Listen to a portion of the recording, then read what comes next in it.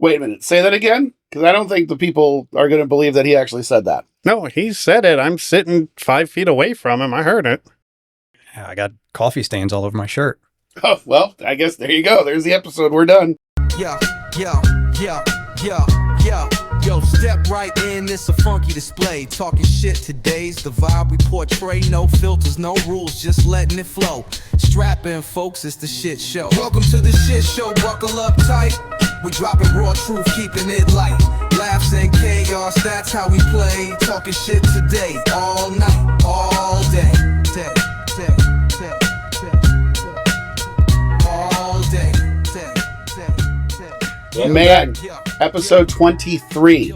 23, let's go. Holy shit. I can't believe we've been doing this for so long. And today we've got a guest that's actually in studio for the very first time. No way. So, is he a Fig Newton of our imagination? Well, I don't know, Mike. Welcome to the show. Thank you. Yeah, no, I'm very real. Very. He's very real. I love that. Mike, what's your full name? Michael. Okay, I like it. You go by Mike, Mikey, Yeah, Michael? it's Mike Ciacciarelli. There you Mike go. Ciacciarelli. All right, I'm Lumpy. That's Big Red and General X, as you know. Welcome to the studio. Yep. And Good we to be got the pleasure of connecting with you at Whiskey Riot this year. So really, it was not that long ago. And we were already kind of 3 sheets to the wind by the time we walked up to you. We were whoring ourselves out as much as we could. Like, hey, come listen to the podcast. Come check us out. We'd love to have you on. And you're like, actually, I listen. I was like, holy shit, that's the one. That's the person who's listening to us. He was the unicorn. The one person besides the 3 of us that count for our listens. Yeah. So, but it was really cool connecting with you there. Thank you very much for coming on to share Castle Key and your experience with us. So Absolutely. we'd love the opportunity to get into it. So, Mike, just to start, kind of how did you get to this spot? How did we see you at the table? And, how'd that story go? Yeah. So it goes back a couple of years now. So I was born and raised in New Jersey. Yeah. So it's Lumpy. Jersey. Yeah. Yeah. No, I'm a Philly boy. No, that's right. Okay, That's well, right. My wife Mrs. is Lumpy. Jersey. Yeah. Okay. Mrs. Lumpy's from Jersey. Don't insult Lumpy like that. Those are different places. Born and raised up there for 25 years. I started hospitality. I was actually going to school down in Atlantic City. I'm sure you're familiar with Stockton University down there. Yep. And just like any college kid getting through, I was serving tables and bartending for a little while. And moved back home, back to my parents' house. Ended up working for a really high-end French restaurant right on the Jersey Shore. And they had some bottles I've never seen before. We had Pappy 20, Pappy 23 on the back bar for $40 and $50 for 1 ounce pour. Nice. At the Okay. time. This is, back in 2012, 2013. Yeah, I was going to say, That's a pretty good price affordable. then. Yeah, no, it was great. And I was, confused as to why these people were ordering this. And there was such a thrill when they saw the bottle. And so I started doing some research, some education. And at the same time, my now wife went to school in Orlando, from New Jersey as well. We started working together at another restaurant and ended up meeting. She still had some family friends down here. She was like, you know what, I kind of want to move back to Florida. Are you coming with me or are you staying here? And I said, let's just roll the dice and let's go. And came down here trying to continue that career path. But I came down here, luckily really, really well off in tips from that summer job on the Jersey Shore. Took a couple months off just to kind of explore the Orlando area.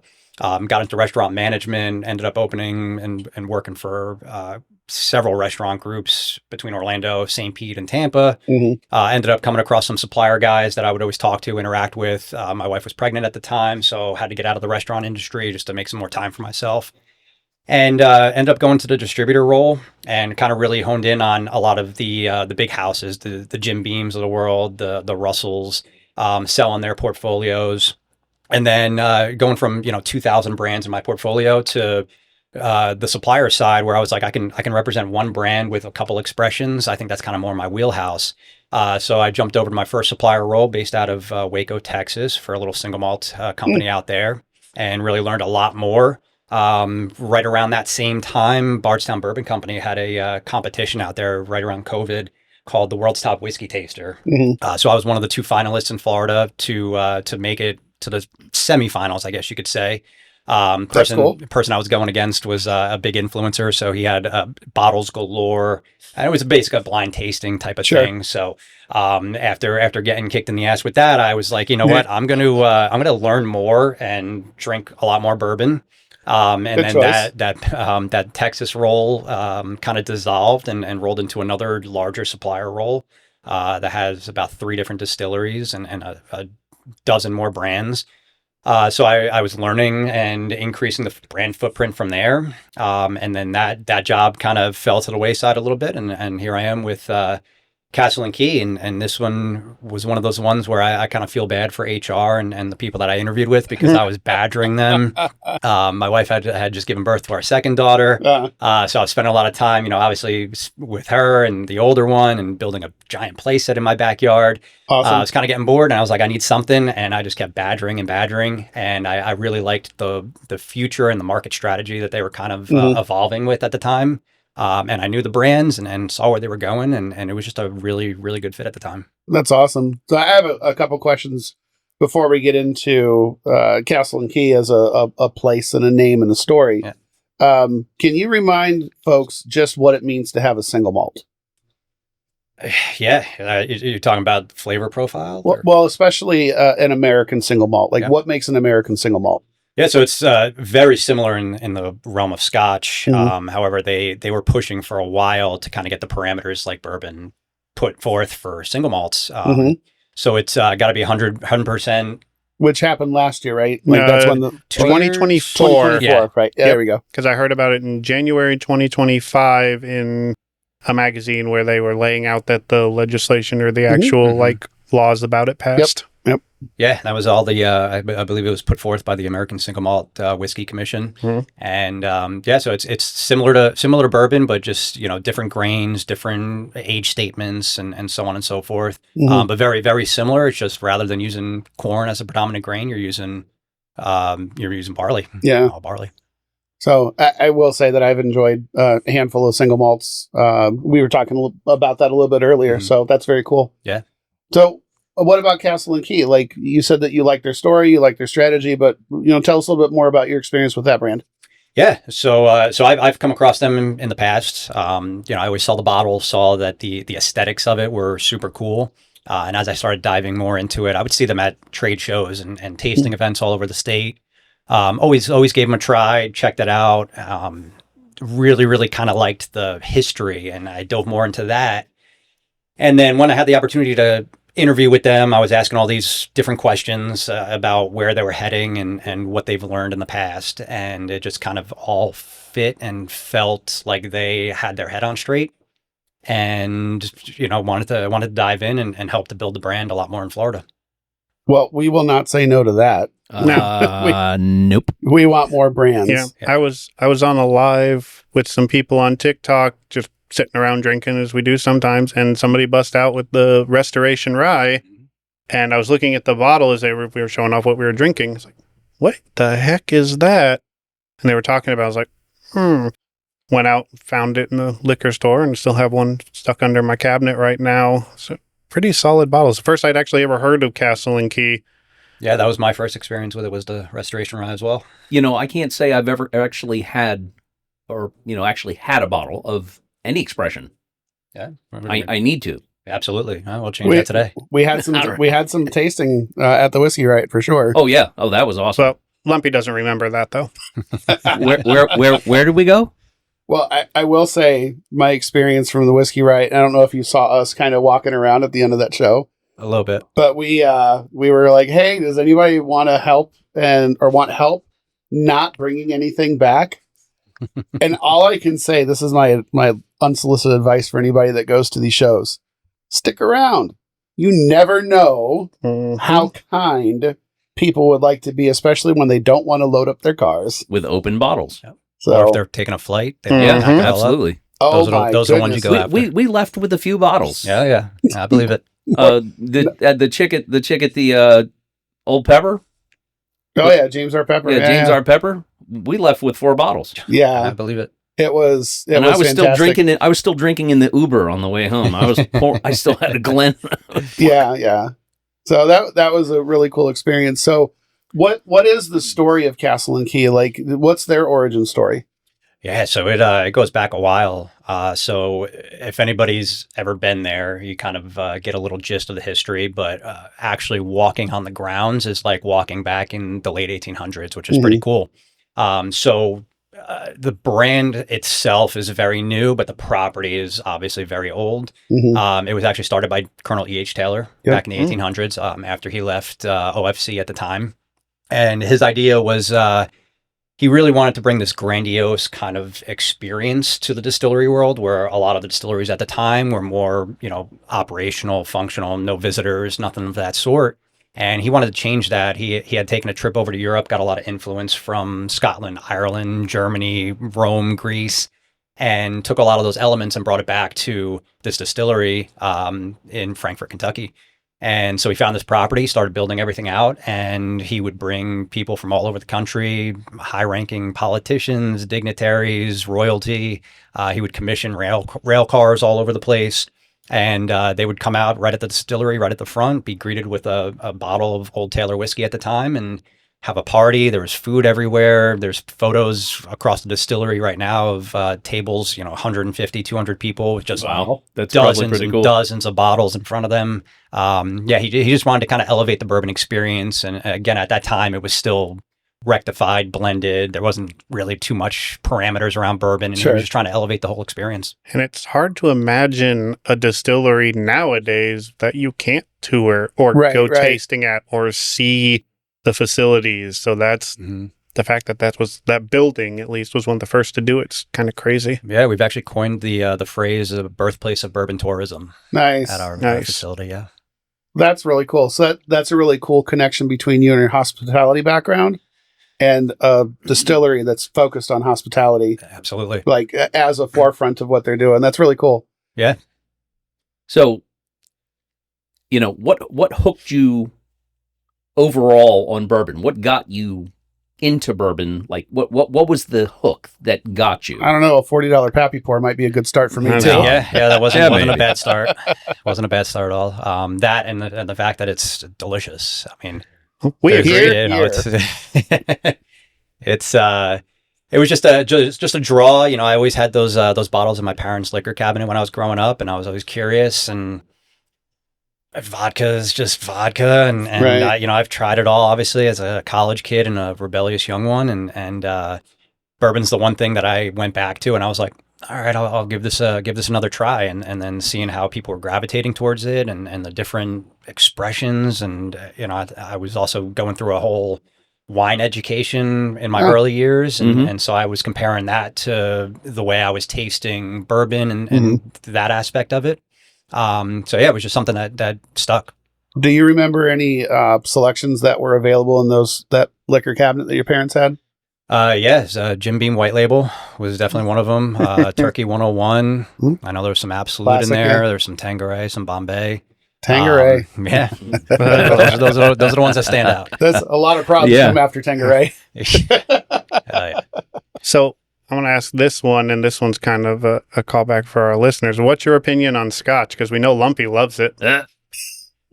I'm getting there. Definitely had a lot of Scotch in my day. I will say I am more partial. I'm a mezcal fan, so I do like some of the more peated Scotches. Okay. The Lafroig 10 is a good go-to for me. But then I also like the other end of the spectrum with like the Macallan 12, the sherry finishes, and those kind of creamier products.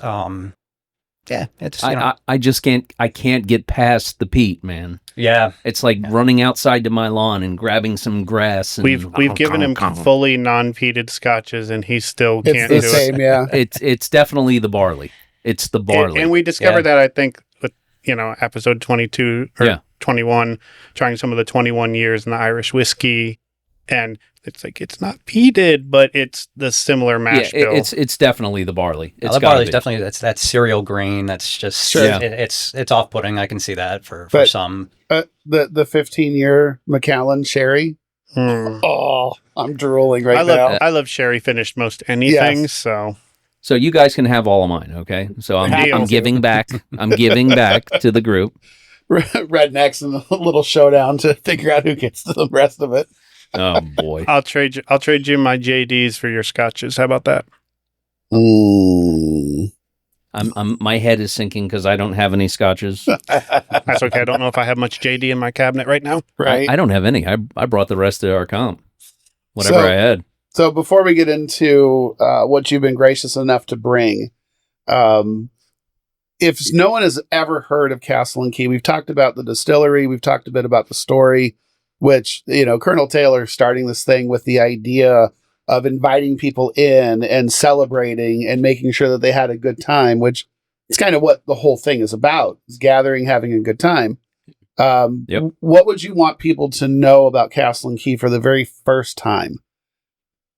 I think the effort and the work that was put in by our current owner to renovate and restore and kind of bring that history and Colonel Taylor's vision to Castle and Key. And if you guys are okay with me kind of diving into that. Oh, yeah. real quick as Absolutely. well, yeah. Please. Yo, the floor is yours. Yeah, so 2014, I believe the dates always are screwy in my head because there's a lot of them for this brand. But our current owner was an entrepreneur out of Lexington, and he was working for his father's law firm at the time. And I think it was at that kind of turning point where his dad was going to pass along the firm to him, and he didn't really think he was wanting to go down that road much longer. Mhm. And so he was sitting around with a bunch of friends one day, drinking bourbon, enjoying bourbon as they do in Kentucky. And he was like, we'd love to drink this, but how is this made? I want to learn more about this. Okay. And from there, he simple Google searched distilleries for sale near me. And the Old Taylor Distillery came up, and it was the only one, I think, in the entire state. And so he went and looked at it with some of his partners, and after a little deliberation, they were like, this is it. And so, I don't want to disclose the purchase price, but it is out there. But it was purchased for less than $1 million Wow. originally back in 2013, 2014. Man, I got to pay more attention to Craigslist. Jeez. Yeah. Oh, yeah. Yeah, Facebook Marketplace. And that we got was, to Google distilleries near me in Florida Yes. for Yeah. sale. And that included, 113 acres of property, all the Wow. buildings, the castle, the distillery equipment that was still left over. Was there distillate, not like anything aging still? Or I believe there was, but nothing worth anything. Got it. Over those from Prohibition until the early 2000s, it was taken over by several different companies for a little distilling here and there, but mostly aging in the rick houses. Sure. And then it eventually fell into a salvage company's hands, and they were kind of ripping pieces out. When it was purchased, it was every single building had either a damaged roof or no roof at all. Yeah. Wow. There was graffiti all over. The local fauna and landscape just overgrew the entire property. So, it was a big undertaking. I thought not to interrupt you, but I thought there was something I saw. I want to say it might have been Amazon in talking about the whiskey. Didn't talk about it. It didn't specifically say new owners, but they talked about how beat up that place was. Oh yeah. Mhm. And had it fell in such disrepair. Yeah. Oh yeah. No, it was bad. A couple companies came over to look at it, to purchase it, and they just felt like it was just a complete loss. But Will saw some potential and took about 4 or 5 years of completely renovating. We're still renovating and restoring some of the facilities, but for the most part, we opened up in 2018 to the public and released our gins and our vodka right away. Oh, right on. Hospitality, tours, the whole nine. And then 2020, 22 is when we released our rye and our bourbon. Late 2022 was our wheated, and then we've been rolling with our experimental series since then. And property's pretty, there's a couple of spots that still need some repair and some renovation, but for the most part, it's one of the most beautiful, if not the most beautiful properties in Kentucky to tour. Right on. We got to make our way there, fellas. We do. Yeah. So out of curiosity, are there multiple different tours? Or when you get a tour, you're like, that's the tour?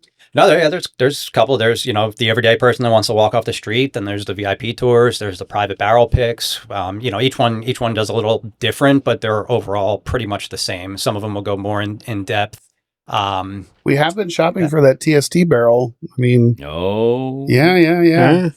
Oh.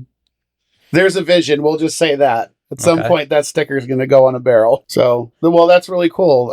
So, I don't know. What can you tell us about the VIP tour? It's just a little more in depth. every tour I've been on there, luckily, has been a VIP tour. Okay. We go into depth of the different rick houses. We'll go taste some of the experimental series projects that we have working. They kind of, every single tour guide you get, whether it's the regular tour, the VIP tour, or doing a barrel pick, they're so knowledgeable, and the hospitality there is just top notch. So you're going to get an absolute wealth of knowledge no matter what tour you get on. Well, that's awesome. Hey, Mike, what's in our glass? What's in the glass? What's in the glass? Sip slow, talk slick, made the good times last. Clink it one time, then we run that track. Talking shit today, what's in the glass? 2 mics, 1 vibe, big grin in the room. Notes in the air like a bassline groove. Sniff, sip, then the truth gets passed. We don't start the show till we answer. What's in a glass?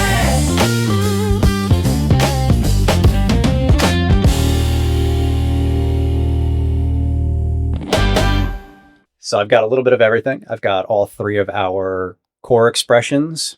I've got 3 of our LTOs, 2 of those being from our experimental series over the last 2 years. And for the listeners, LTO? Limited time offering. Like it. That's outstanding. Well, I, for one, am excited. I'm always grateful when you guys bring anything. So thank you so much. And I can't wait to get into it. Let's go. All right. You want to pop something out? Yeah, let's do it. All right. So we're going to be starting with the 6-year bourbon? We'll do the 6-year small batch bourbon. We'll do the wheated. And then I usually save the rye for last just because it's a kind of different Rye list. rye profile. Bourbon, wheated rye. First up in the glass.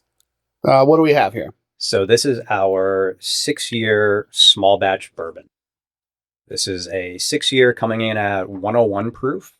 If anybody's had Castle Key's small batch bourbon in the past, there is a few differences with our 6-year product that we released. So when we released it and up until about June of last year, it was a 4-year bourbon, and we would change batches. So we would have, 2022-1, kind of similar to the Booker's.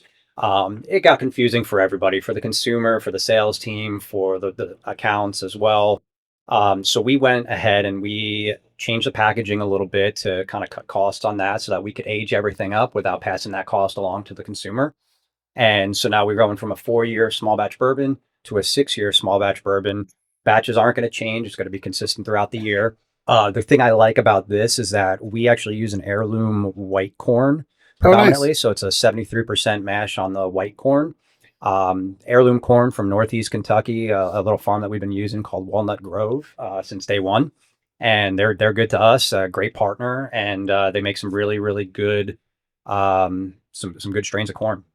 I was going to say, took a nose and a small sip, and I was like, that does taste a little different. Mm-hmm. It's still got kind of your Kentucky bourbon backbone that you're used to in the flavor profile, but just a slightly different in that white corn profile as opposed to the yellow. And as a consumer, on behalf of consumers, we appreciate the not passing the costs on. We understand some of the label changes are kind of like, because I'll miss the bands and stuff. I still have an old Restoration Rye bottle from like the old design, but the ability to keep a same price point. Yeah, and it wasn't much. It was just getting rid of some of the, the brass fixtures on the bottle and changing up from that heavy cork stopper to something a little more synthetic. So it was, minimal changes, but it worked for us. Then I promise not to shit on synthetic corks. In the past, I've gone on about the corks and how I appreciate a real cork in there. And I just, being tactile, I really like something that feels heavy, that it's there. And so every time I've popped a cork and like it's heavy, it just feels better. But again, I appreciate that. Yeah. The flavor profile on this is definitely not your normal Kentucky bourbon. No. So I know you said it had hallmarks of like that normal or the regular profile. There's something different to this, and I think it's that white corn that's really good. Yeah. So one of the questions I have, and let's focus on this product specifically. What is the filtering process on this? Is it non-chill filter? Good question. I don't know the size of the filter that we do use. I've witnessed the dumping process, everything like that at the distillery. But that's a question I'll definitely research to see what kind of filter we are using. But yeah, non-chill filtered. I know that's a staple. That's something that we've been doing since day one. Okay. There is a crispness to this, which it makes me think of like a Chardonnay in the way that it's crisp. You know what I mean? Oh yeah, It's almost like a green apple or Yeah. like a pear, like something of that nature. I was just going to say apple. Yeah. Well, I was going to say white grape to begin with, but no, I think the apple is closer to that. And no Skittles. No, Skittles, yeah. We've heard that shit before. Well, and I've tasted that on some before too, but shine but on. we don't drink those either. So There are a couple of flavor profiles that I always like to pick out on each of the expressions as well. For this one specifically, I get it's subtle, but a lot of stone fruit, like Sure. peach, apricot, but almost like overripe or cooked or stewed. It's just kind of a little bit there. Mhm. Yeah, this And- is great. this is 101 proof, you said, Mhm. right? 101 proof. Yeah, nice and smooth. I would say it's got a bit of a short finish. So for those of you that want those really long finishes, that's not this here, but the crispness is something that is absolutely unique. But yeah, that's. Did you have this at Whiskey Riot? Like what do we have tonight that we've had at Whiskey Riot? I brought everything I had at Okay. Whiskey Riot. I don't know if you guys had either of the VIP pours, which I did bring, and then one thing from We 2 probably years did, ago. but I didn't have any of them. yeah, he had none of it. So no, I don't remember everything that we had. We had so much. We did have a lot. Yeah, it's a good thing that we took a lift back. Yeah. The one thing I like about all of our products too is that, granted, 100 proof is the lowest that we have in the bag today. And You're singing to me. they drink below their proof point Mhm. and way above their price point, in my So opinion. one thing I can definitely say about this that I am truly enjoying is that the finish, it's still sweet. Yeah. It's Yeah. still very, it's got a sugary like aftertaste. I'm Yeah. still tasting the sweetness. It's a little sharp, but not in a bad way. Almost like a crisp sharp, Yeah. but a crisp still, sharp, huh? Yeah, All right. and then still follows out. Yeah, the fruit kind of carries through. That is, yeah.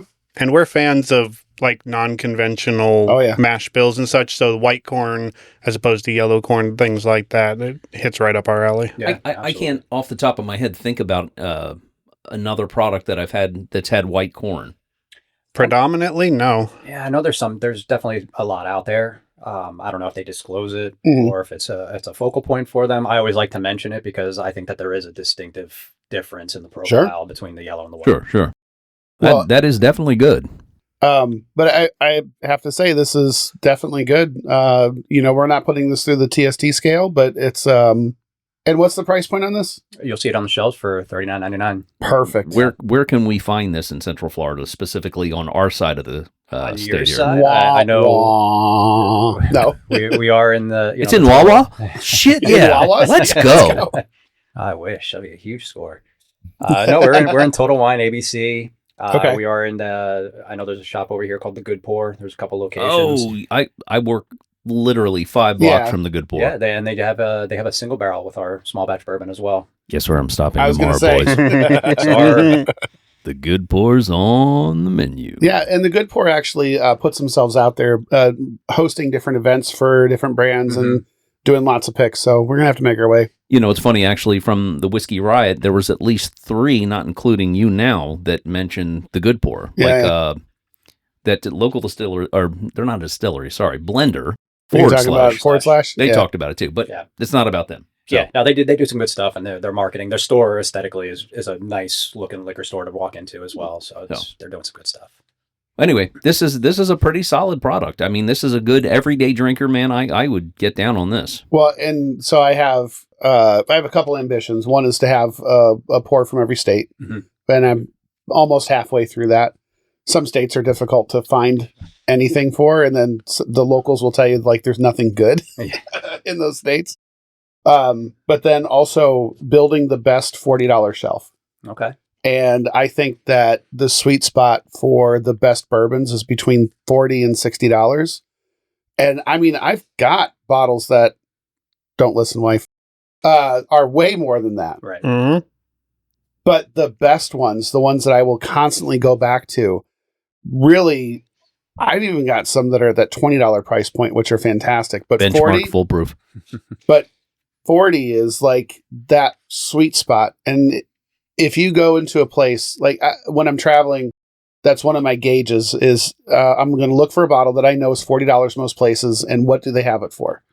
And if they've got that bottle for between 40, 45, and I know it should be 40, then they're probably doing things okay. Right. So, yeah, that's amazing. Guys, the sweetness on the finish that sticks around is unreal. Yeah, it's not a long finish, but it's a pleasant finish for the time it's there. Dude, the sweet is just hanging out. It's sweet. Yeah, it's a good alternative to just pull off the shelf. All right. So what's our next one here? Our next pour is going to be our small batch wheated bourbon. I do like a good wheated. So talking about the finish from the small batch bourbon, this one you're going to get a much longer finish from. So mash bills, exactly the same. The bourbon, we have 10% rye. We swapped that out for the 10% wheat in the wheated bourbon. It's going to be a 5-year 100 proof. We are working to release a 6-year, hopefully by the end of this year on that wheated. So you're looking at a 5-year 100 proof, still 73% of that white corn, 10% of the white winter wheat, and then 17% malted barley on that. So we did a Wheated Wars episode. We did. And Episode we 20. put an Old Fitz and the Antique 107 together. Okay. And I would love to keep making that comparison. And when it comes to bourbon, I think my least favorite would be the wheated. Now, with that being said, I've been warming up to the wheated products. To me, they were almost Scotch-esque. I don't know why. I can see that. Until he had the Buffalo Trace Of the kosher wheat. kosher. Right. That was... Well, that was the very first wheated product that I had that I was like, okay, that's not bad. Mm-hmm. I didn't say it was fantastic. I just said it was not bad. That's a He's good lying. bottle He to said it was switch. fantastic. You like that I bottle. did not. That's a No, very good bottle. I did say that's really good. Yeah. The legs on this, by the way, are crazy. Oh, yeah. So this has better legs than your straight bourbon. Mm-hmm. I haven't sipped it yet. Yeah, and we talk about that a bit only for the fact that visually it kind of gives you an idea what the mouthfeel will be like. Mm-hmm. And we've discovered, which people probably already knew, so you probably already knew this, but it's in that filtering process. If they filter or don't, then it's got a lot more oil in it. Right. And when they don't filter anything, it's really creamy. It really sticks to everything. So that's pretty awesome. But I agree. These are really great legs. I love the color on this.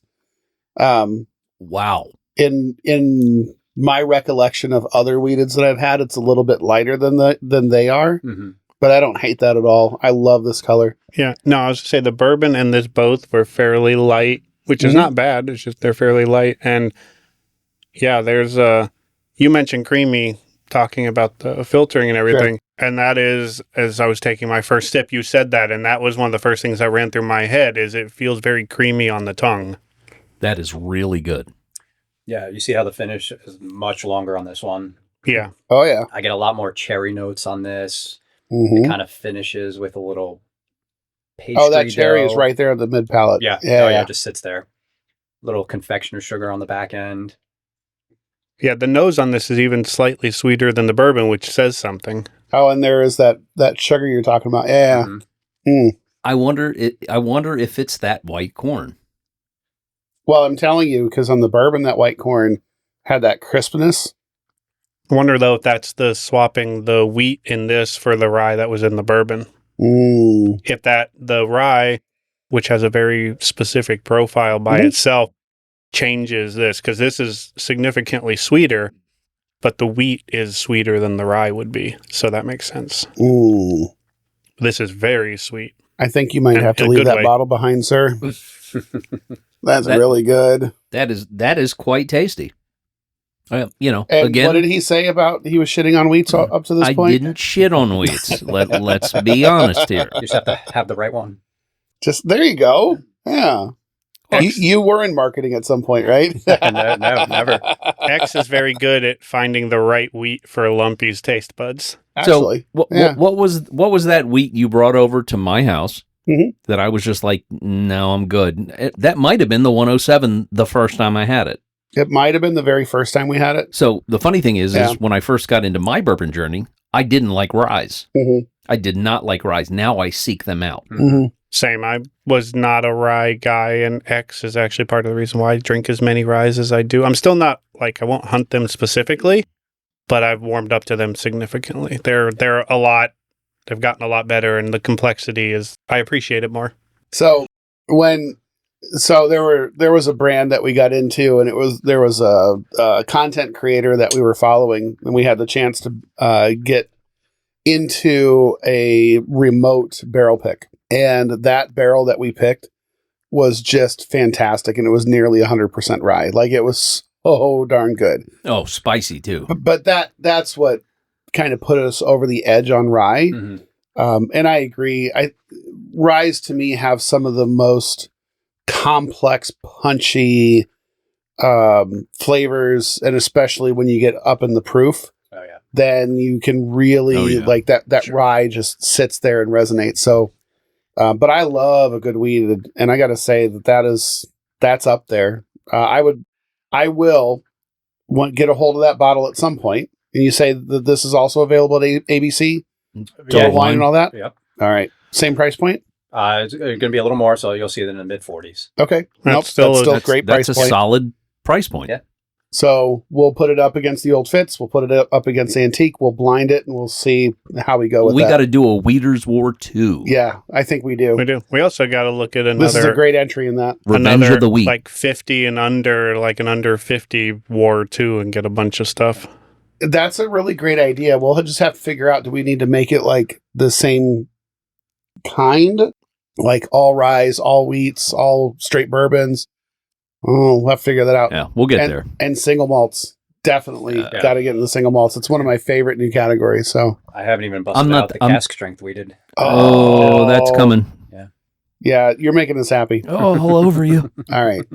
So I'm going to savor that for a little bit. And what's up next? So next is going to be our Restoration Rye. Oh, So I alluded to it earlier. This used to be a 3-year-old product. I think it got up to 3.5 years Mhm. at some capacity. But we just took an age increase a year ago with the package change. So this is now a 5-year 100 proof rye.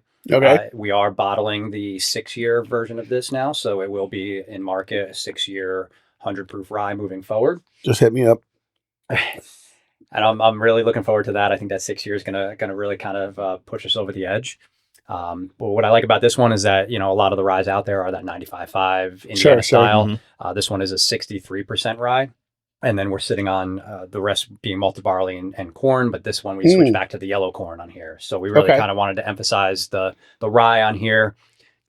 I like this rye a lot. This is the one product I push when I'm doing tastings, events, anything like that, where people say, I don't like rye. You have to try this one because it's not your classic rye Okay. profile. A lot of those ryes, like you said before, spicy, Oh, yeah. peppery, a little Yep, spearmint, some menthol in there. Some You'll still pine. yeah, Pine. a lot of pine. That's what I get a lot of time. With I this get the one, pine. you definitely get all of that. This one, I get a lot of toasted, malty notes as well. Maybe some dark chocolate, some cocoa in there. This one, I tell everybody, if you're going to drink it neat, perfect. It's fantastic neat. Throw it into an old fashioned with some chocolate bitters, and it really brings those toasted chocolatey notes out a lot more. Ooh. It There's is a mint to this. fantastic. Yeah, there the- is a lot of spearmint. The on this very one. Yeah. first note I I get it. got I was get it. spearmint. Yep. Yeah. I get On- that right on the nose. Uh-huh. And then followed up, you said you were saying chocolate as was going through my palate, Mhm. and I hit a little bit, and then you said the chocolate bitters, and I was like, oh, I might have some of those at home. Yeah, it's a good That one. would be a like a hot chocolate, like a really good hot chocolate. Yeah. Oh, yeah, this would. Oh my goodness. Yeah, any of those classic bourbon cocktails, I always recommend the rye. I just think our rye it's my favorite out of the lineup. Well, because it's so bold, right? Mhm. And so the flavor will carry through whatever you mix it with. Yeah. Whereas some of them will get watered down, right? Yeah, oh yeah. So Or those spicy notes really come Mhm. through, and especially if they're a little younger. Like that's why the 3-year rye that we had released originally, it was good. Don't get me wrong, but it was very green, very spicy. You can tell it was still a young rye. This is a lot less spicy than the bottle that I have, the older bottle of the Restoration that I have. And this is not like you were mentioning. People think rye is pepper and spice and kind of hard. No, not at all. Yeah. So, Mike, remind us again, what's the proof on this? 100 proof. Okay, so everything that you've brought, except for the wheated, the wheated's 100 proof, right? Wheated's 100 proof. So the straight bourbon's 101. Right. So are these that are 100, they're considered bonded? Not technically. We haven't gone through all the necessities to be considered a bottled and bond. Okay. But that will be, with the tie-in with E.H. Taylor and his contribution to the Bottled and Bond Act, and us having bottled warehouses. I see that coming down the road. Soon. Okay. This is really good. Well, and I have to say, as a person who says my starting point most of the time is in the 120s, I've enjoyed thoroughly every one of these 100s. So absolutely, yeah, they're doing a good. Thank job you again. Absolutely. Yes. The thing I always like to mention too is our barrel entry proof is 107, 109, right in that range. So not much dilution, not much water added. So it's pretty close to an actual cask strength. Yeah, I was going to say, that's not much at all. No. And do you happen to know the char offhand?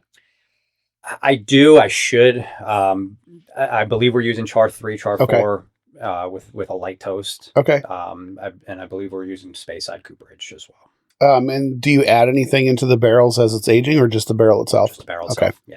Straight on the barrel. Yep. Yeah. Well, I will say that the char 3, char 4, like it gets a lot of what the barrel has. So yeah, I definitely appreciate that. Yeah, that's a sweet spot for sure. Man, my brain is just wrapped around this rye. This is so good. I'm trying to compare this mentally, and I should have yesterday while I was sitting around bust out my Restoration Rye so I could compare with that, but I'm going to have to go home and do that. Definitely do it. I've done that in a couple of liquor stores, just doing a side-by-side tasting, like, hey, this is where we came from. This is what we're doing now. It's a night and day difference. You really get that extra couple of years. On the finish, I picked up a little bit of licorice. Like on that last one, like I'm still getting that same back end sweetness of the other two.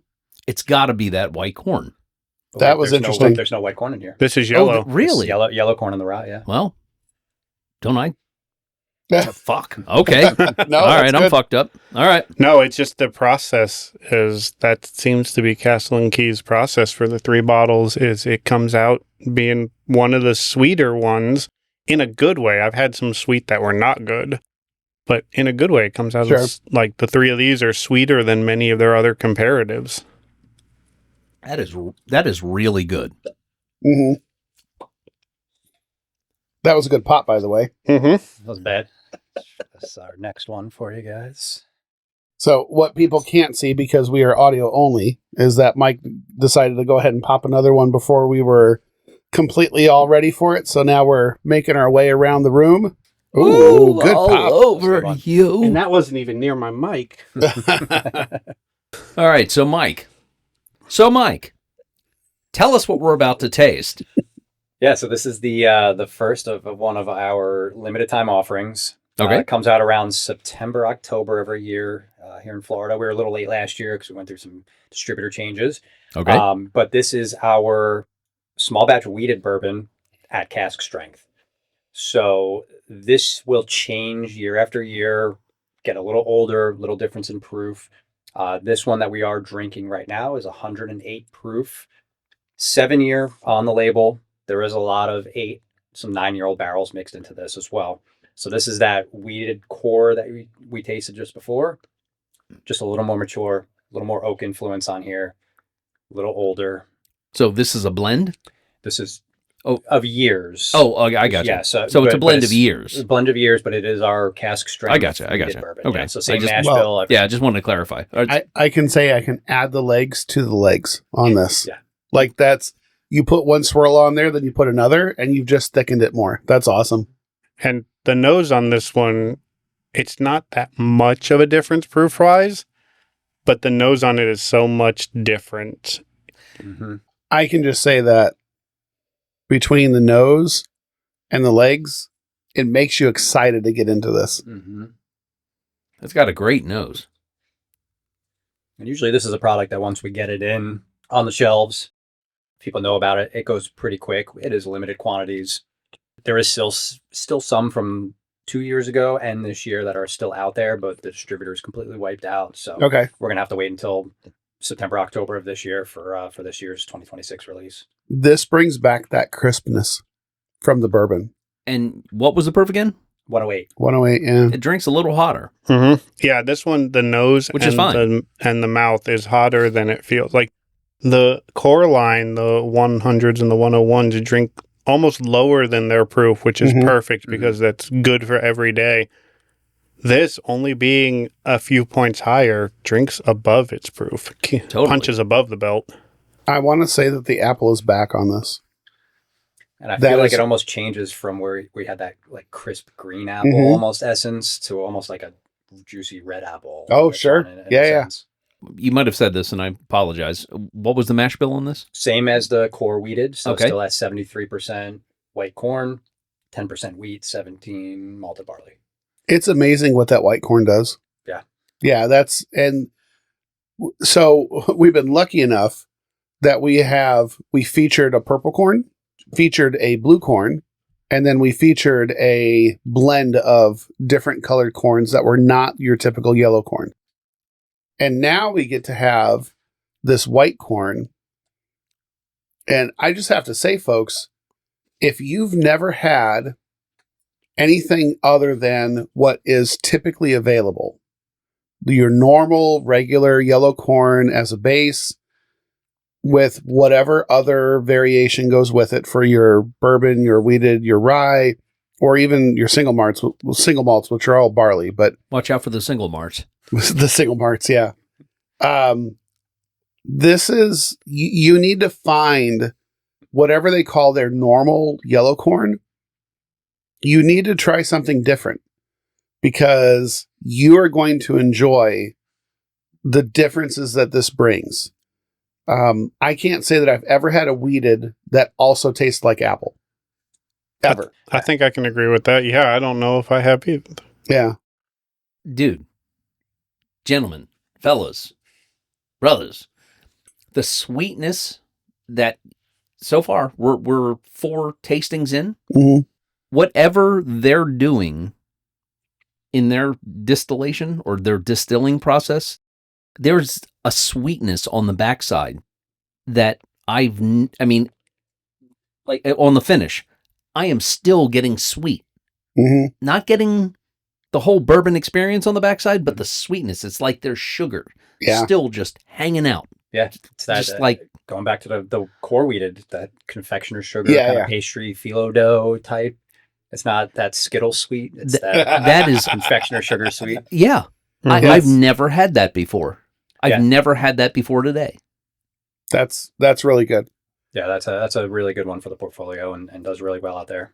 Yeah. And the price point on this, You'll see it in the mid 50s, mid high 50s. that is still Still good. fantastic. Still Still good. crazy. Yeah. Like, you haven't even come close to breaking 100 yet. There's And- nothing in our portfolio that would break 100. That is awesome. Yeah. I mean, he hasn't even come close to breaking 80, which is an average price for most bourbons nowadays, like not Especially- like low regular bourbons. So Yep. In our single barrels, we won't break 70. That's awesome. Holy shit. Yeah. Okay. So everybody out there, Castle and Key. Yep. Let's go. All right. So what's the next pour? So the next pour is part of our experimental series. Ooh. So the experimental series is, similar to other distilleries that they do different finishes and different core items, whether it's a bourbon, a rye, a wheated, whatever have you. We kind of play around with whatever mash bill fits whatever finished barrel we are playing around with at the time. So part of our experimental program, we have multiple barrels and multiple finishes going at the same time. These last 2 years have specifically been rye finished in a different specialized barrel. And that's just because the rye played extremely well with that barrel finish at the time. So I wanted to bring this one because it's a 2024 release, which is what we're trying first.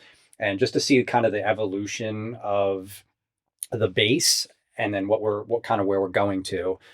So this is a 3-year rye that was finished for, I believe it was 11 months, close to a year, in VDN barrels. What does that mean? VDN is the Vino de Naranja, so it's the orange. Your what hurts? This is the Spanish Portuguese orange dessert wine barrels. Oh, okay. This one is coming in at a true cask strength. So these next two that we're tasting are much higher proof. So we're sitting at 115.8 on this one. Okay. So this is our 3-year rye again, finished for about a year in those Vino de Naranja barrels. This one to me is you definitely taste the younger rye on here, but that Vino de Naranja barrel, I know a lot of companies have done the VDN barrels with their finishes. I like this one because you get a lot of citrus, a lot of orange notes to it, almost like orange blossom, and it plays really well with those toasted malty chocolatey notes. So it's almost like a chocolate creamsicle in a sense. I'm getting that on the nose. Yeah. So I haven't gone in too deep on the nose, and I haven't tasted it yet, but we had the misfortune, at least Red and I, on tasting what was the French one? Oh, it was, I don't remember. It was French whiskey of some kind. Yeah, it was a French whiskey, and it was finished in some of their wine barrels.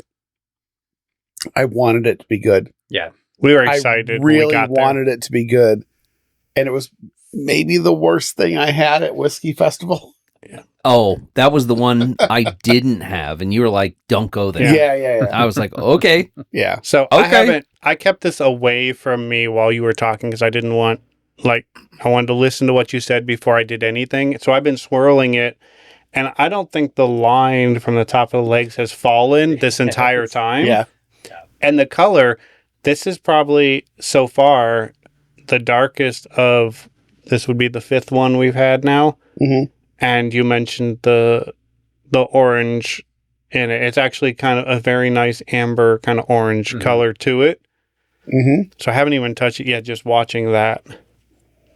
I will say that this is the darkest that we've had so far. It's got a real nice color to it. Mm. Yeah, that orange is definitely present. Mm-hmm. Mm-hmm. Mm-hmm. But it's more of that younger rye that you're expecting with that flavor That profile, peppery, that peppery, spicy. Yeah. This, you can tell it's this very tastes green. more like the bottle that I have in my cabinet. Mm-hmm. The younger, the older but younger rye. And you will have to be familiar with Star of Anise to recognize that on the palate. Yeah. Star anise. Mm-hmm. Oh, there's a part of me that Star-anise. wishes you had not mentioned star anise because I don't like the licorice. Now you say that It's there though, right? it's gonna be there the next time I sip this, and I'm gonna be mad at you. So the cool thing about this program, the experimental program we're doing, is I was up at the distillery not too long ago. We got to actually taste this same exact product, but aged in the secondary barrel for a lot longer. Oh. I wish that's what we released. Hopefully something down the road Sure. will happen with that. But I believe it was like a 31-month Just finish. DM me. That's all just let me know. We're here for it. But it's they're having some fun with that experimental, and then they're putting out some really, really good stuff. I literally just went in to sniff my microphone. I was like, You missed the cup, sir. totally. I had it over here. I was like, good Lord. So absolutely. What's the proof on this? Just under 116. Okay. So it's like Reddit said, these all punch above their proof. Mm-hmm.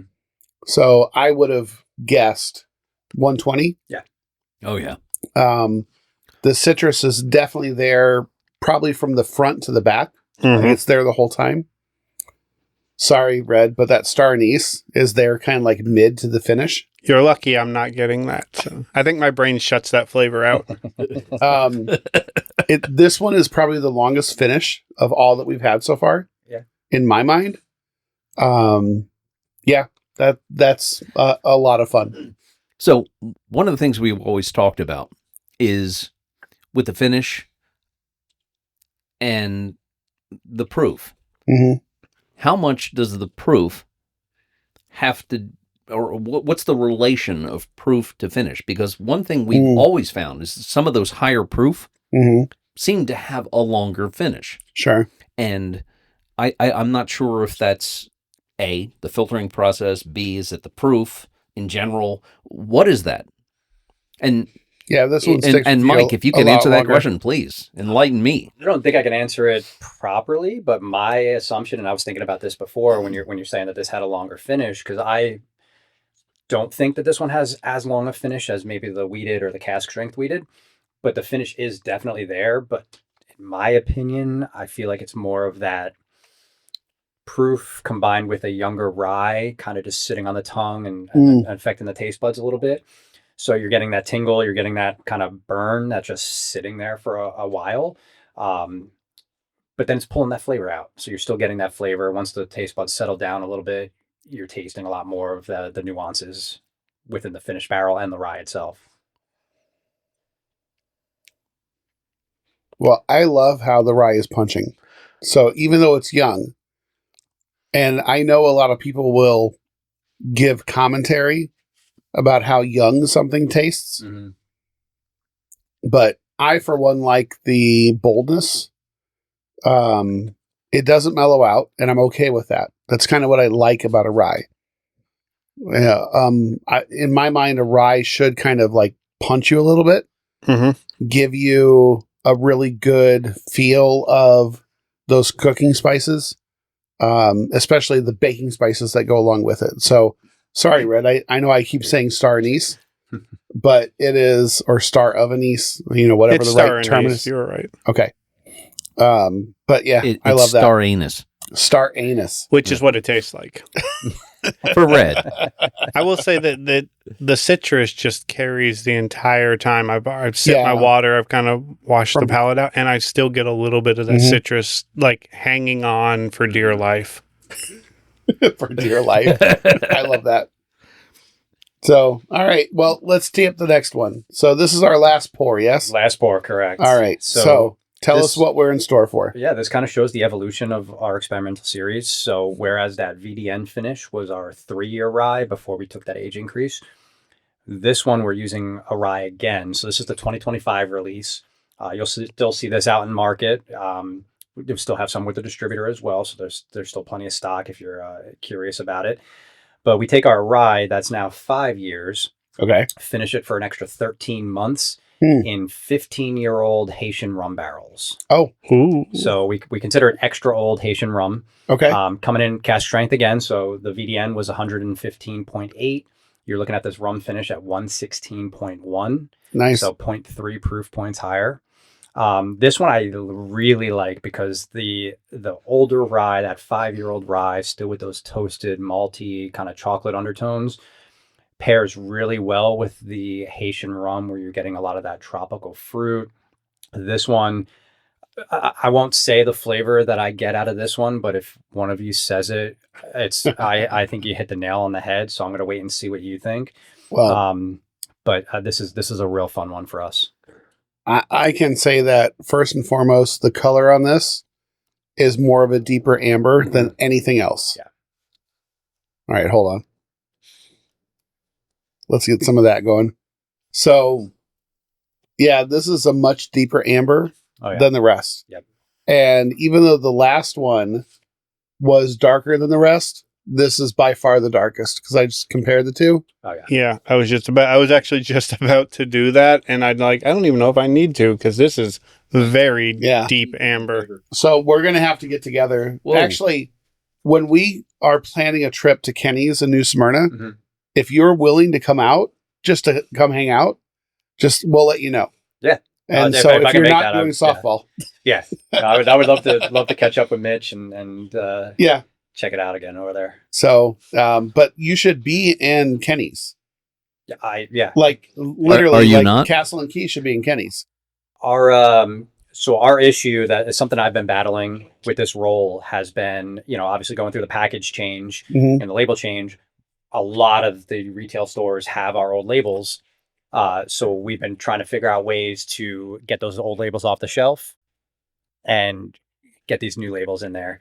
Okay. So Kenny's is one of them that has some of the old labels as well. I believe they did an old single barrel with us that they were still sitting on. So that's been a hurdle that I've been working on and doing very well. And luckily, a lot of the retail stores have been coming around to us helping them, whether it's tastings or whatever the case is, to swap out those old labels, within the legal limits, and getting the new labels on the shelf and showing them what we're doing and kind of reviving everything. Well, and Kenny, I know, does a lot of picks. Oh yeah. Yeah, so, he freaking does. Like he should, get him out there. Like, we would love to fly with Kenny to his picks. That's actually he's got his private jet. One of the contests that Volusia Bourbon Society has Grand Reserve members is they're doing a raffle pull of the members, and you get to go with Kenny and the starters of the club to do a barrel pick somewhere. Yep. Or they do the tasting at Kenny's depending on scheduling. But I'm like, I want to do a Kenny's pick. Yep. Yeah. The one thing I like about our barrel program is that it's, with some of the other suppliers I've worked with, we had a lot of barrels for the state across multiple brands. We're very, very limited, so there's no saturation in the market. If you see one, you're not going to see it again for another half hour at least. So I think that aspect is really cool. So if you do see a new single barrel out there from Castle Key, you're not going to see it. Do you get heads up on those? Yeah. I mean, Good Pour's got a single barrel from us. I believe ABC is doing a barrel with us, or they have one coming already. And then a couple of on-premise restaurants and bars are doing some over in Get Publix around here, please. Working. Volusia County. Publix has done like the talk that they've gone from like 30 barrel picks to like 300 barrel picks. Who told us that? It was Chris. Chris. Chris from Old Dominic. Yeah. No. Whiskey Riot. Sorry. Yeah. Sorry, Chris. We get a lot of their picks here. We didn't get the rare character pick. We did not. Yeah. I went to every liquor store from Palm Coast to my town. Did you seriously drive as far as Palm Coast? Yeah. I went up to Palm Coast and down everywhere except New Smyrna. Yeah. I went to 7 different Publix liquor stores in that area, and only one of them even knew what I was talking about, and that's because somebody else went there asking the same question before me. I appreciate your dedication, but fuck that. For me, Palm Coast is like a half hour. I drove to every liquor store. Oh, yeah. Yeah, I'm right on the highway. Palm Coast is only a half hour from You're me. right. I just drove that yesterday. You're right. I hit every single liquor store that Publix has in Deltona and Orange City. I let you guys do it and then text me. Yeah, like they fucking gotta go. And then I've been in my car, but like, I'm out. Winter Park, so he has to be there. Yeah. So our group text was me going 0 for 3, 0 for 4, 0 for 5, 0 for 6. It was nothing but a big offer. Yep. But it was a hell of a drive. So. Well. All right. So. Yep. This. There is something unique on this pour. Well, let's back up. So, Mike, what's Meow. So, tell us about our last pour here. I think I did that already. He did. You did? You weren't paying attention. No, you weren't. I can do it again. Here, we'll do this. Matey. Oh, Mr. Pirate, where's your Buccaneers? Well, they're under my bucking hat. Okay, sorry.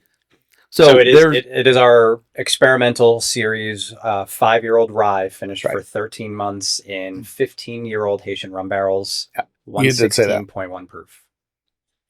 So, welcome to the show, X. Yeah, we have that. For those of you just joining, all right, go ahead. There is a very unique flavor on this, and if I had to take a guess based on the flavor, forgive me, it's almost like cola. Okay, I can kind of see. I'm getting, but that's that malty sort of caramely. Mm-hmm. I'm getting finish. Almost like there's a light banana flavor, and I think that's the rum coming through. And there's a little the way that a lot of people say that Jack Daniel's products taste kind of like banana or banana bread. Mm-hmm. Oh hell yeah! I'm kind of getting that banana like. Doesn't taste like banana, but my brain is somehow going, there's banana here. Yeah. It's that hint of and that just thought of banana in this. And that's what I tell everybody is I let them taste it first and see what they say, but I get like overripe banana bread, tropical fruit, like a subtle pineapple. Tropical, yes. the banana is just on the finish for me. Yeah. Like only on the finish. Like you have to get through the rum flavor. Yeah.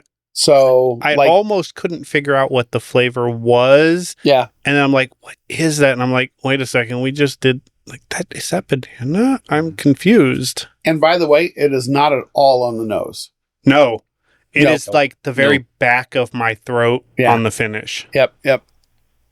But so there is a brand that I've really enjoyed that is a hazmat they call it their tiki blend, and it is finished in rum barrels.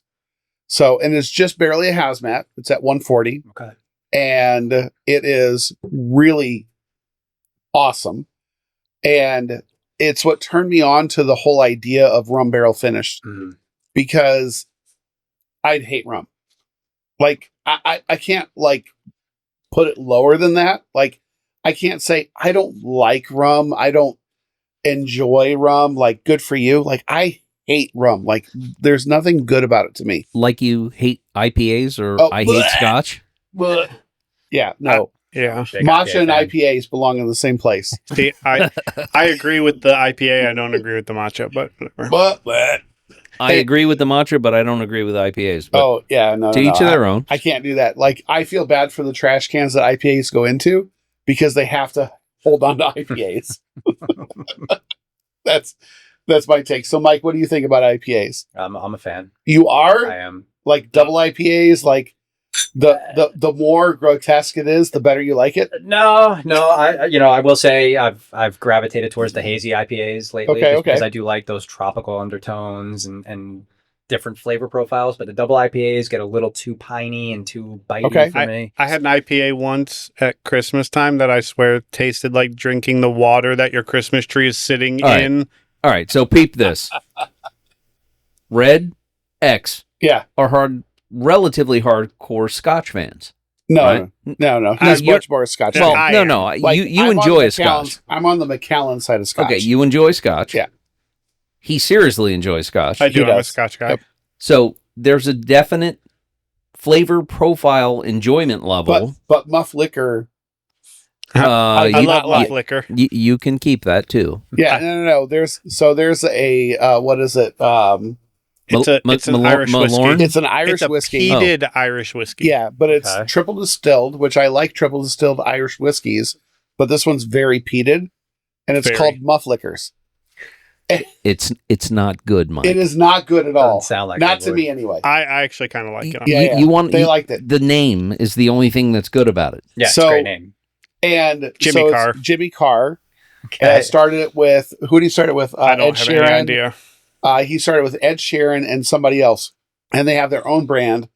And as soon as Jimmy Carr put out a short on some social media and said, "I have this brand called Muff Liquor," I bought two.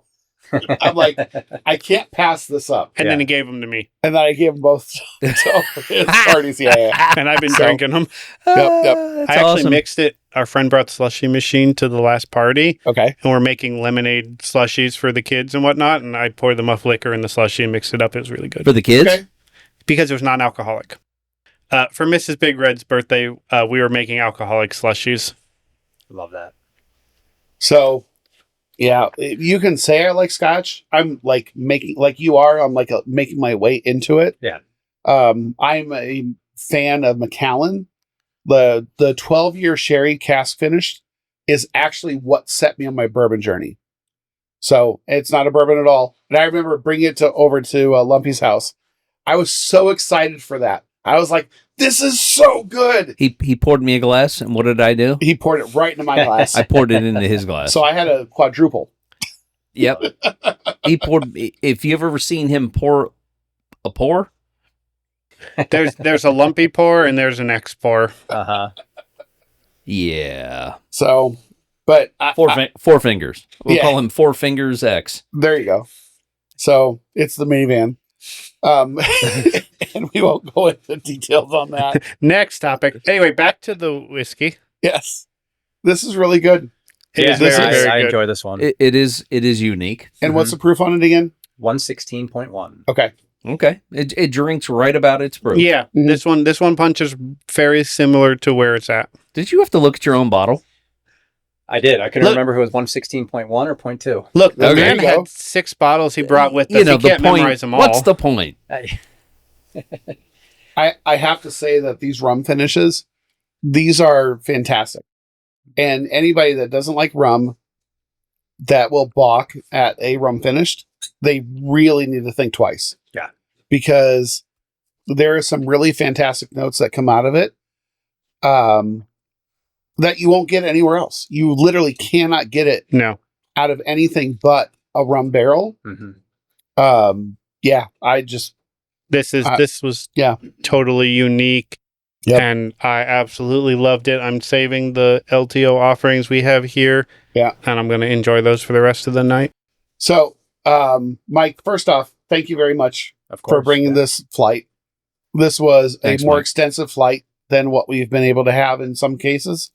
So, and I think this is more than what we had with you at the Whiskey Riot. So, A little Understatement. more. yeah, thank you very much. I appreciate Absolutely, that. Yeah, thank you guys. And for everybody that's been enjoying this shit show so far, I just want to say, please do like, follow, comment, share, tell your friends, tell your neighbors, tell anybody at your church, at your school, at your work. Everybody needs to talk shit today. Find us on all the places that you look for your podcasts. Find us on all your socials at Talking Shit Today, Instagram, TikTok, Facebook, and email talkingshittoday@gmail.com. Tell us what you loved. Tell us what you hated. Ask some questions. Get to know Mike at Castle and Key. We're here for it. So just let us know what's going on. Thanks So- for being here with us. Yeah. Thank you very much. Yeah. So, Mike, you're going to stick around with us because you're in studio and you are absolutely trapped. You have no choice. Perfect. All right. So if we had the chance to kind of select of these 6 that we tried, which one kind of like bubbles to the top for you? For me? Yeah. I'll go with the that was the very first rye we had, which was the second or the third pour of the one that's available. The Okay. Restoration Rye. The core rye. Yeah. Anyway, so what was the third pour we had? It was not the LTO, but it was the everyday rye. Yep, that was our 5-year 100 proof restoration rye. I Okay. would go with that. I've become a 100% rye guy. That's my favorite out of the lineup. That Okay. is Yeah. pretty awesome. Big Red, what do you think? I like that wheated and I like the finish on that, but I have to say, after sitting with it for a little bit, that rum finish experimental was very good. Oh, good. It was tasty. Yeah. So I can't pick just one, and I'm really sorry for that. I know I should. And if we were rating it, we would have just one. Just going back to like my favorite so far. So I think the wheated cask strength is top notch. And one of the reasons why that is my one of 2 picks of my favorites is because it has that crispness that we first tasted with the bourbon. So it carries through. Plus it has everything I like about a good cask strength and everything I like about a good rye. And then the rum finish. I have to say, like, I have become a fan of those finished whiskeys. Just, it is really good. It develops a lot of complexity. There's a lot of layers that are going on with it. And the fact that it actually carries that banana from mid palate to the finish is fantastic. And it's a surprise. Yeah. I think that's what I like most about it is because you do not get that at all on the nose. No, not in the Whatsoever. least. It took me a while to figure out what I was tasting, and Yep. it finally clicked. And it's nice with the different regions. A lot of people do different rum finishes from Sure. different, Jamaican rum, Haitian rum, Oh, yeah. one of the islands, and each one is different in its own aspect. Mhm. And I think the Haitian rum, especially being extra old, extra aged, really hit the nail on the head. That's Played awesome. with the rye really well. On that note, Lumpy, would you like to kick us off with a call to action for folks as it relates to mental health in general? So one thing we'd like to mention on every episode, if there's feelings of harm, reach out to the Suicide and Crisis Lifeline. The number is 988. You can call, text, or chat 24 hours a day. We need you here. The world is better with you in it. I And promise. Let's talk shit today. And you're not allowed to give up. Don't quit. All right. So as we're talking about men's mental health here, this episode's segment on mental health, I wanted to kind of change gears a little bit.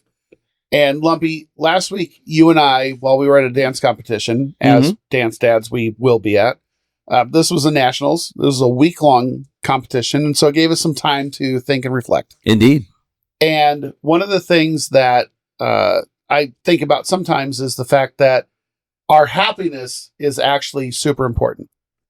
And for some people, being correct, being right, might be more important than their happiness. And so that for them leads to drama. It leads to angst and stress and things that you don't really need to carry with you. So I wanted to put out there this idea that you do not have to be right to be happy.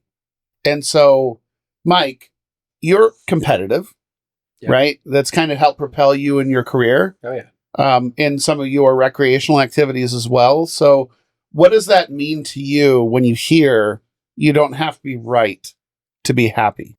It's, I play competitive sports. I've got 2 kids, and I'm surrounded by females in my house, and same here. I'm never right. I got 3 of them.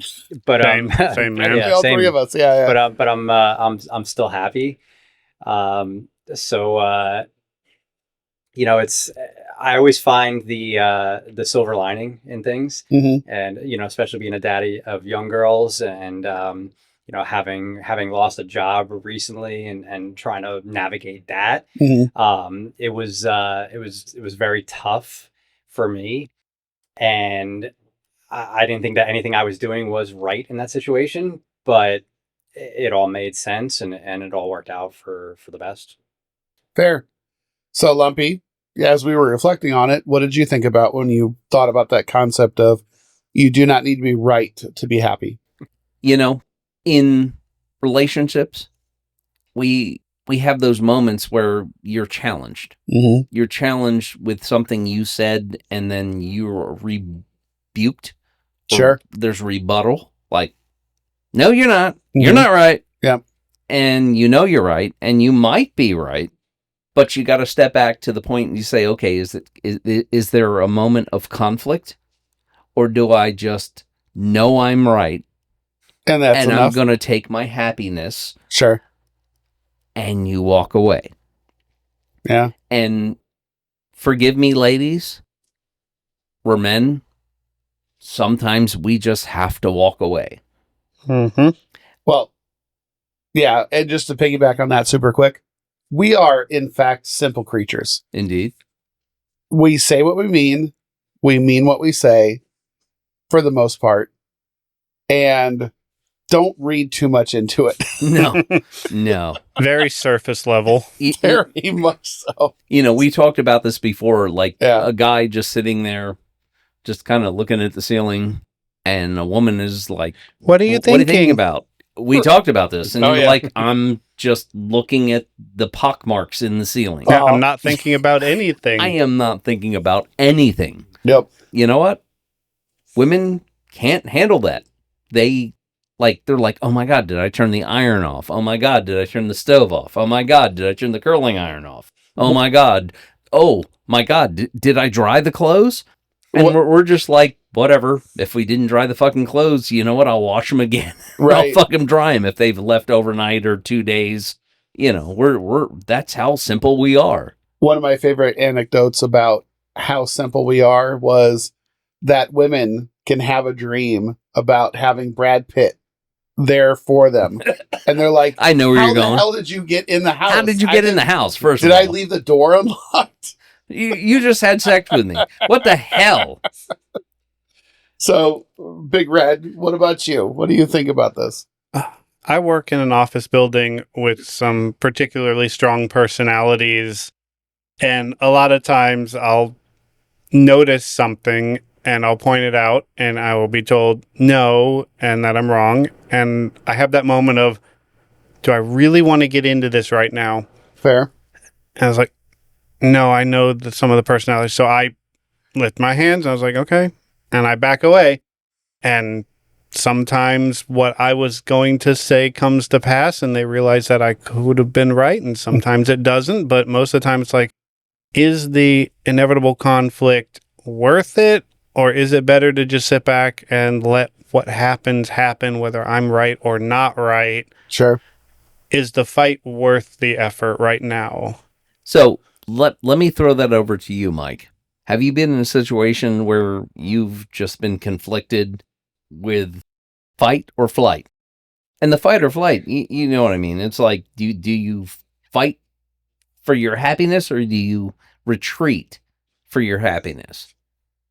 Yeah, no, definitely. A great example is, the last supplier role I was with, about a month before my wife was having our second child, they decided to restructure, eliminated my position within the company. Okay. And so I was kind of out there a month beforehand with a baby coming, Ooh.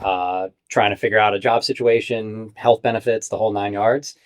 And rather than kind of rolling over and sitting there and being like, well, this is it, I was out there every day, sending out resumes, interviewing, got to, see my daughter get born, hang out with my older daughter and spend time with the family at the time.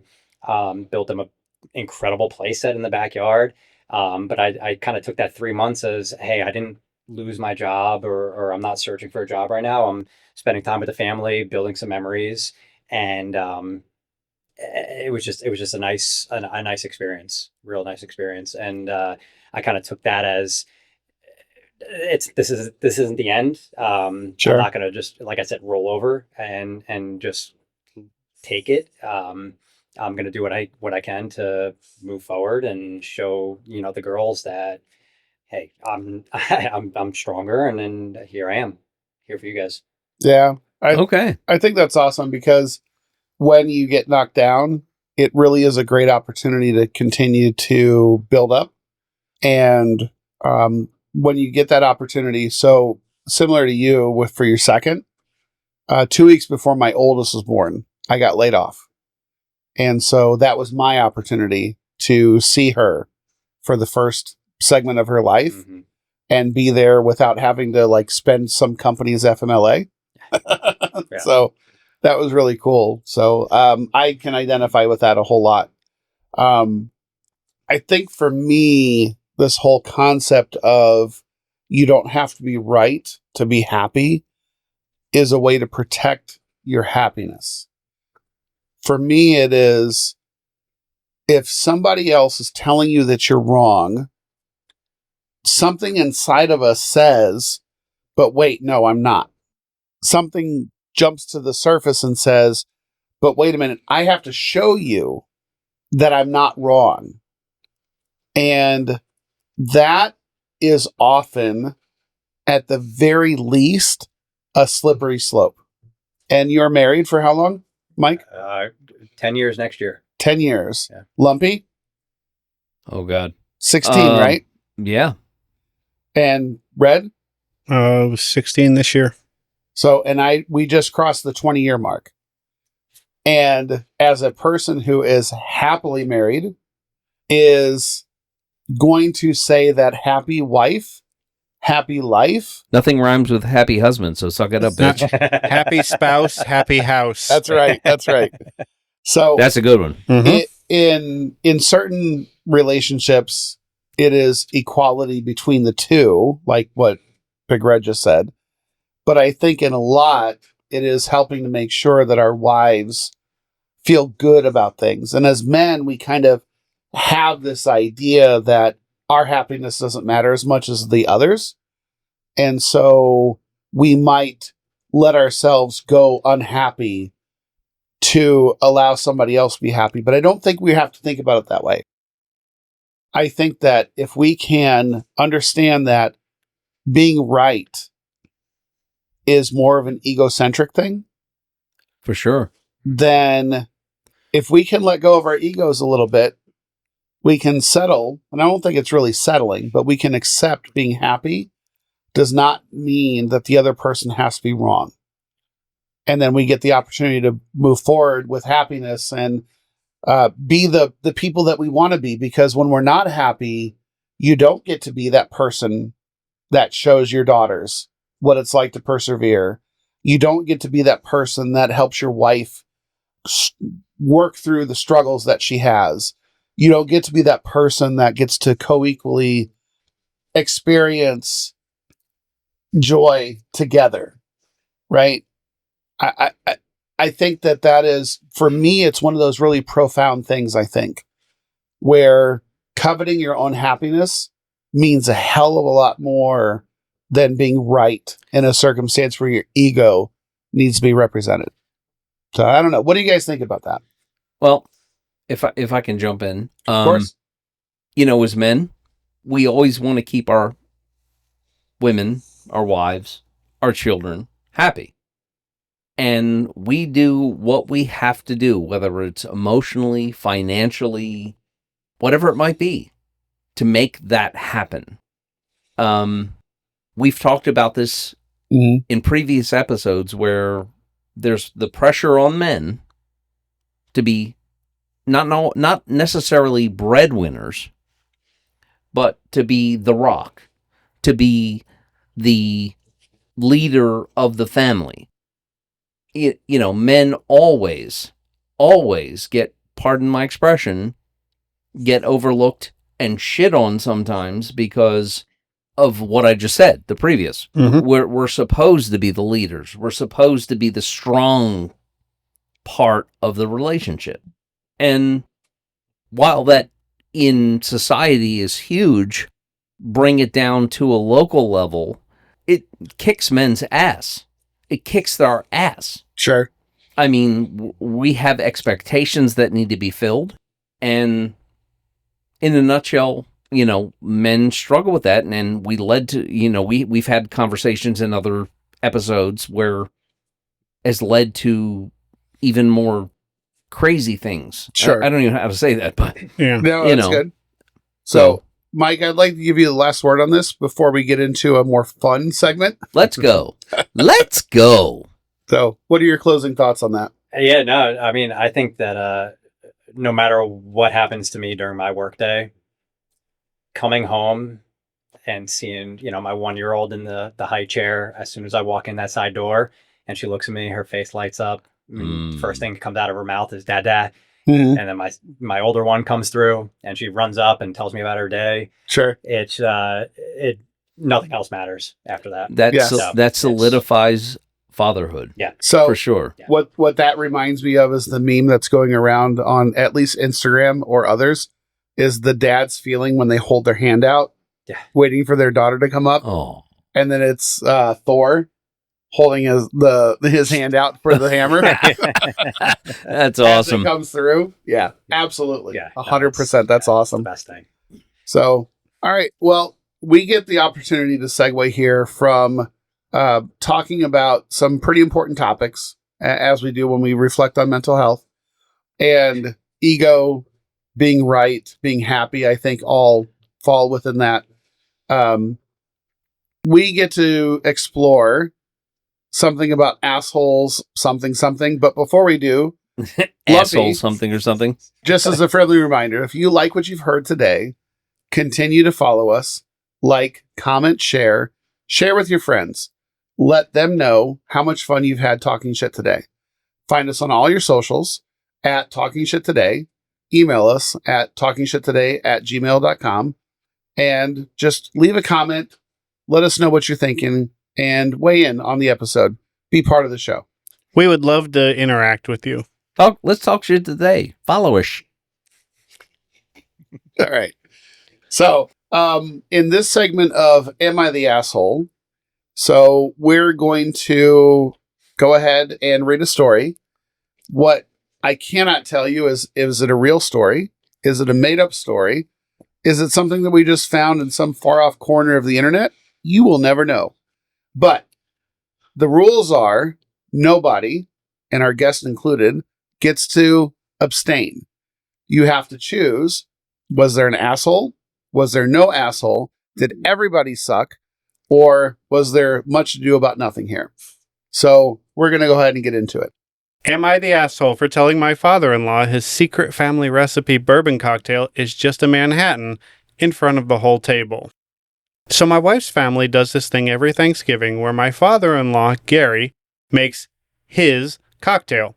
He calls it the Founder's Pour. Tells his whole story about how it's passed down from his grandfather who supposedly worked in a distillery in Kentucky in the 1950s. Sweet vermouth, bourbon, bitters, cherry. He's very serious about it. There's a toast, there's a story, happens every year. This year, my brother brought his girlfriend, who works at a bourbon distillery for her actual job. Hi, Mike. Gary made a big speech, poured the drinks, did the toast. She took one sip, paused, and said, kind of innocent, "Wait, is this just a Manhattan?" Uh-oh. The table went quiet. Gary said, "No, it's a family recipe." Sure it is. She said, gently, that a Manhattan is bourbon, sweet vermouth, bitters, and a cherry. And that's what's in the glass. I jumped in because I'd actually looked it up 2 years ago and never said anything, and said, "Yeah, I think it might just be a Manhattan, Gary." I wasn't trying to be a jerk about it. I said it kind of like a fun fact. Gary did not, in fact, take it as a fun fact. He got quiet, said something about how it doesn't matter what it's called, it's about the tradition, and left the table to go check on the pie. Hope that's good pie. I hope it was. Maybe it's key lime pie. I love key lime pie. Ooh. My wife was furious with me afterwards, not at the girlfriend who said it first, mind you, at me, because I had no reason to pile on, and I knew better since I'd known for 2 years and never said anything until it would embarrass him in front of everyone. I think I just confirmed a true thing in a low-key way. She thinks I picked the worst possible moment to be right. The recipe still isn't really secret. It's printed on the back of the vermouth bottle. Am I the asshole?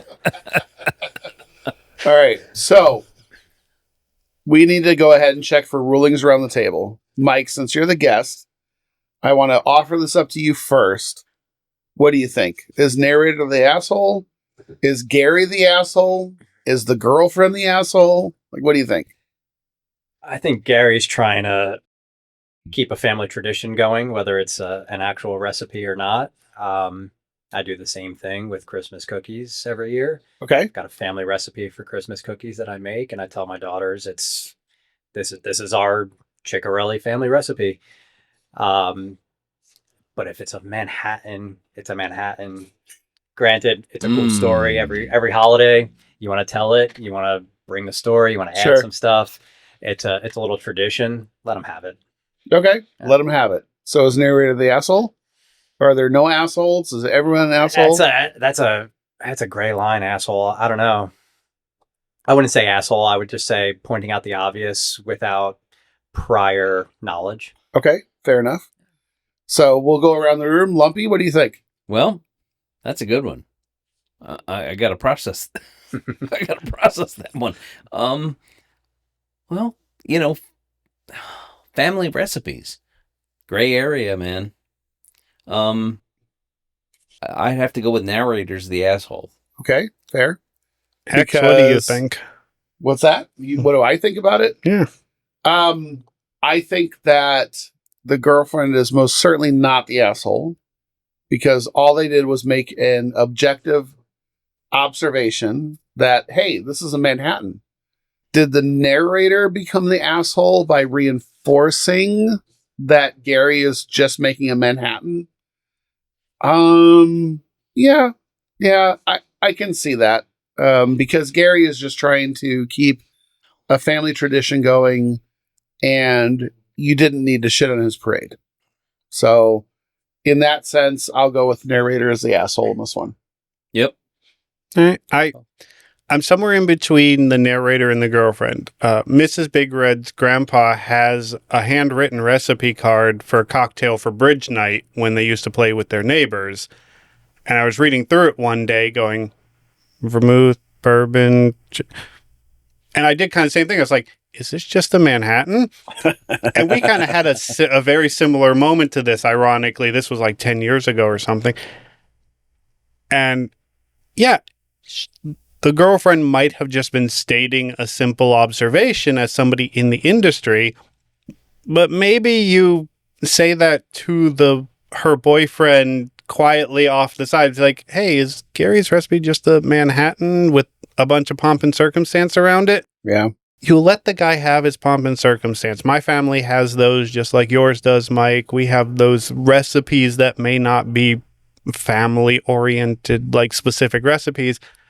I think the girlfriend, for saying it out loud at the table instead of off to the side, is probably the asshole. Okay. I think narrator is a secondary asshole for agreeing instead of just letting it slide and talking afterwards. So I think there's maybe two assholes in this story, neither of which are named Kyle. Fair. As far as we know. So I think we do not have a consensus. I think this is one of those really polarizing ones. This may be one of the harder ones to pin down. Yeah. So I want to hear from the audience then. You've had the chance to hear from four of us on, although I think Mike and I are kind of in accord. Lumpy has his own view, and I think that Big Red has his own view. So what do you think? Do you think that narrator is the asshole? Do you think Gary was an asshole for just using... Do you think Gary was just an asshole for just using a routine Manhattan recipe? Do you think the girlfriend was an asshole for calling out that, hey, this is a Manhattan, and that it's kind of on the back of the label of every vermouth bottle? So I want to hear what it is that you have to say. So leave us a comment, let us know, and we'll go ahead and we'll read those out on the next episode. To Castle and Key, proof that the best things aren't built from scratch, they're rebuilt from ruin. May we all know when to let the walls stand, when to tear them down, and when to just pour a damn good bourbon and stop needing to be right about it. Cheers. Cheers. Cheers. All right, folks. That's episode 23. In the bag, bitches. All right. Mike, thank you so much for joining us. Mike, thank you for Yeah, sharing some thank you, course guys. with us. This was a fantastic opportunity, and the very first, and hopefully not the very last, that we have you on the show, and the very first that we've had a person at the studio with us. Thank you for coming. So Absolutely, Yeah, this has thank been And thank you for fantastic. the gifts that you brought. Absolutely. Yes. Yes. All right. Absolutely. Peace out, everybody. Deuces. Bye. Yo, the time is up, the mic's gone cold. We drop the talk real hot and bold. From Lumpy to General Lex, ain't no delay. Thanks for talking shit with us today. Hey yo, thanks for talking shit with Lumpy and X. Breaking it down till there's nothing complex. Riding the beat as we close the show. Catch you next time on the late night flow. Spin the dial, rewind the tape. We keep it real, this ain't no escape. Laughs and truth served raw, not sweet. Mic drop, Lumpy and X bring the heat. Hey yo, thanks for talking shit with Lumpy and X. Dropping truths and making you reflect. We out like a jammer, smooth and slow. See you next time where the convos glow. Words in the air as the beat fades out. Lumpy and X, that's what we're about. So keep it locked till the very last say. Thanks for talking shit, we out today.